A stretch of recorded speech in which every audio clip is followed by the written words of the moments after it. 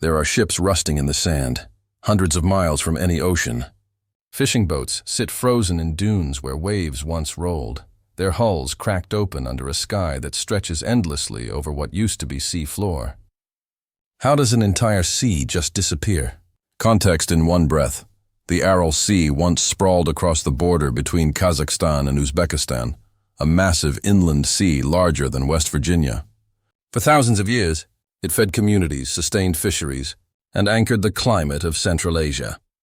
Then, in the span of a single human lifetime, it vanished. This isn't ancient history or natural disaster. This is a man-made collapse that began in the 1960s and continues today, leaving behind one of the planet's starkest environmental catastrophes. The ships in the desert are not relics of some distant age, but monuments to decisions made within living memory. Timeline of key events visual. Satellite comparison. 1960 versus 2020, Aral Sea shrinking. In 1960, the Aral Sea was the fourth largest lake on Earth, covering over 26,000 square miles. Source NASA Earth Observatory 2014. Two rivers, the Amu Darya and the Sir Darya, fed it with snowmelt from distant mountains. Fishing towns dotted its shores, and the sea moderated temperatures across the region, making the surrounding desert surprisingly habitable. That same year, the Soviet Union launched an ambitious plan to transform Central Asia into a cotton empire. Engineers diverted the two rivers into thousands of miles of irrigation canals, sending water into the desert to grow white gold. Source, National Geographic 2015. The plan worked, in a sense. Cotton production exploded.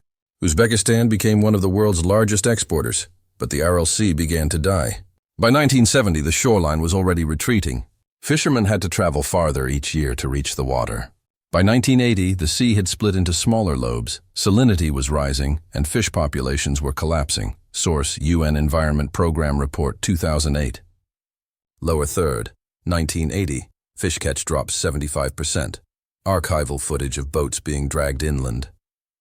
In the 1990s, after the Soviet collapse, the new independent governments inherited the crisis but lacked resources to reverse it. The fishing industry died completely. Entire port cities like Moynaq in Uzbekistan found themselves stranded 50 miles from water. Source, BBC documentary footage, 2010. The ships couldn't follow the retreating sea, so they stayed, sinking slowly into the newly exposed seabed. By 2007, the Aral Sea had lost 90% of its original volume. Source, World Bank data, 2016. What remained was a fraction of its former self, split into isolated remnants. The South Aral in Uzbekistan essentially dried up completely by 2014, leaving only dust where the deepest waters once sat. Evidence and verification. Evidence card showing satellite imagery grid. NASA satellite imagery provides the most comprehensive record of the sea's decline. Document, Landsat Archive, 1972-2024. These images, taken from space over 5 decades, show the shoreline retreating like a time-lapse of evaporation.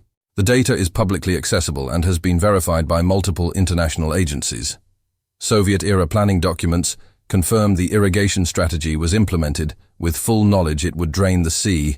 Document declassified Soviet Agricultural Ministry reports. Published 2003. Engineers calculated that cotton production would require diverting up to 90% of the river's flow. The environmental cost was considered acceptable in exchange for economic output. Info card. What we know versus unconfirmed. Ground surveys by UN teams documented the exposed seabed composition starting in the 1990s. Source, UNEP Field Reports, 1998-2012. They found layers of salt, dried algae, and concerning levels of agricultural chemicals, pesticides from decades of cotton farming that had washed into the sea and now sat exposed to the wind. Independent soil samples taken by multiple research institutions confirmed elevated toxicity levels. Fishermen and residents provided oral histories recorded by documentary teams and researchers. Footage. Interviews archived at Central Asian Universities, 2005-2018.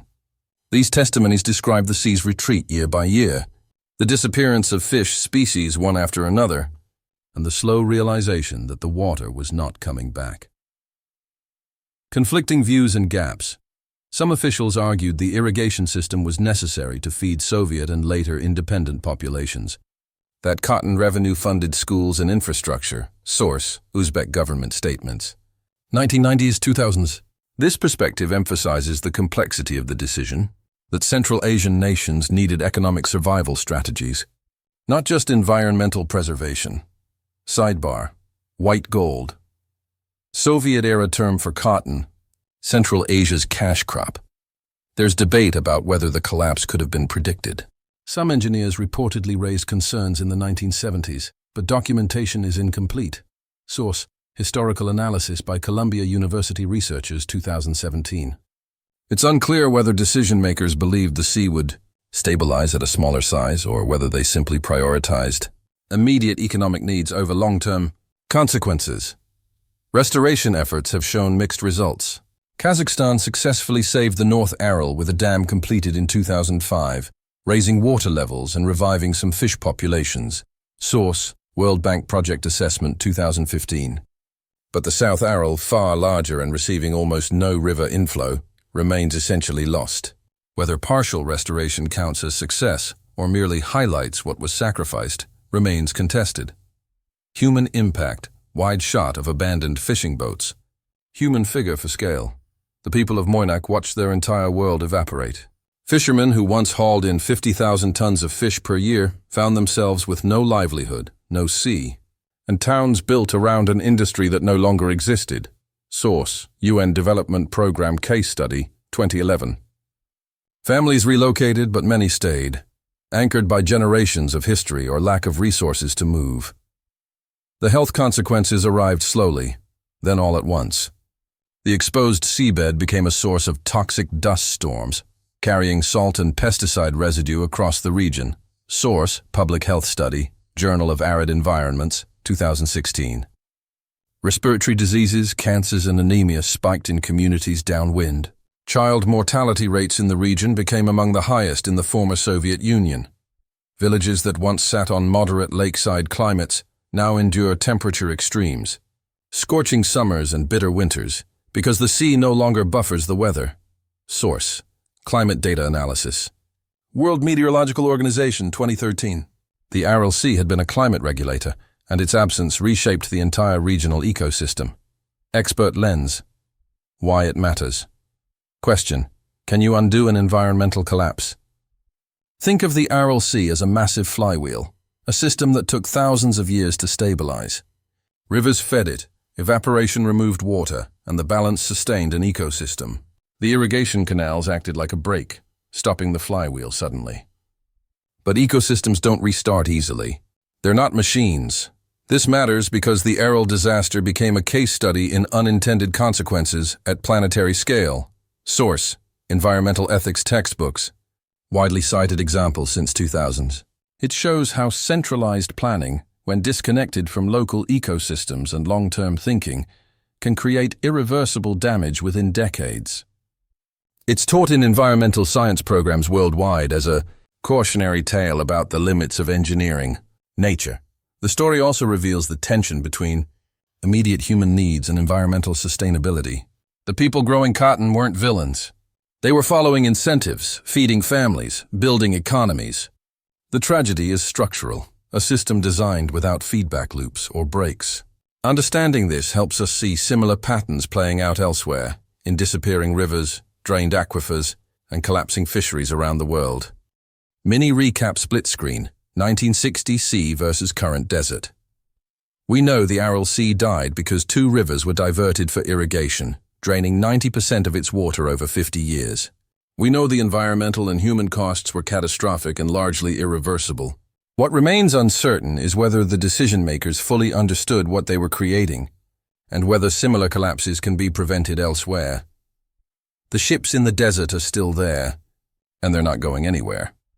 What's next? High confidence. The South Aral will remain largely dry. Current river flows and political realities make full restoration impossible without abandoning agriculture across vast regions. Source: Hydrological Projections. International Water Management Institute 2020. The desert is permanent. Medium confidence. The North Aral in Kazakhstan will continue modest recovery, supporting limited fishing and local ecosystems. Source: Kazakhstan Ministry of Environment Progress Reports 2018-2023. This represents the best-case scenario, preserving a fraction of what was lost. Low confidence. Regional governments may attempt larger water-sharing agreements or river management reforms, but this requires unprecedented cooperation between nations competing for scarce water. Source: Regional Policy Analysis. Central Asian Bureau for Analytical Reporting 2022. Political will for such agreements remains uncertain. Climate change adds another variable. Snowpack in the mountains feeding these rivers is declining, meaning even without irrigation, less water reaches the region. Source: IPCC Regional Climate Assessment 2021. The system is stressed from multiple directions. The Aral Sea didn't disappear overnight, and that's what makes it so unsettling. It died slowly enough that each year's loss seemed manageable, until suddenly it wasn't. The ships in the desert remind us that some decisions compound quietly until reversal becomes impossible. If you want to understand how environmental systems collapse in real time, watch our breakdown of Lake Chad's disappearing waters next. The patterns are disturbingly similar. Source notes and disclaimer. This script draws from NASA satellite data archives, UN agency reports, peer-reviewed environmental studies, and verified documentary footage spanning 1960-2024. Ongoing monitoring continues through international environmental agencies. Situations described reflect conditions as of published research dates. For specific health impacts, we relied on epidemiological studies published in index journals. All claims of causation reflect scientific consensus documented in cited sources.